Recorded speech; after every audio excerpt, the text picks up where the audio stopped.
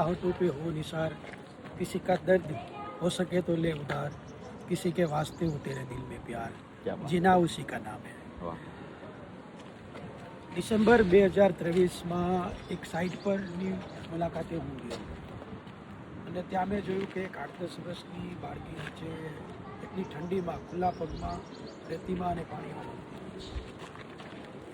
એ site ઉપર હું ઉપર ગયો. મેં એને કીધું કે ભાઈ તારી માં ક્યાં છે? તો કે ઉપર. હું ઉપર જોવા ગયો તો એક બીજી 3-4 વર્ષની બાળકી હતી.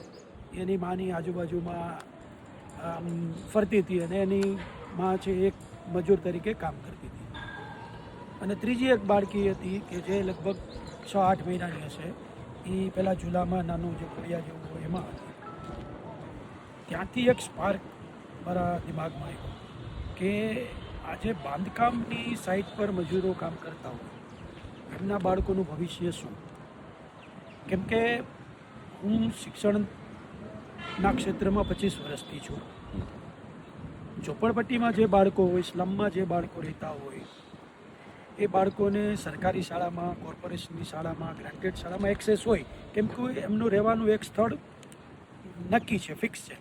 પણ જે માઇગ્રેટેડ છે, જે મજૂરો જુદા જુદા જિલ્લામાંથી આવે છે, જુદા જુદા રાજ્યમાંથી આવે છે ને જુદી જુદી સાઇટ ઉપર 2-3-4 મહિના માટે રહેતા હોય, તો આવા જે બાળકો, આવા જે મજૂરો હોય એમના બાળકો એ બી માઇગ્રેટેડ હોય, એમને બી કોઈ એજ્યુકેશનની એક્સેસ ના હોય, તો એ સ્પાર્ક જે ડિસેમ્બર 2023માં આ બાળકો માટે શિક્ષણ માટે કંઈ કરવું છે.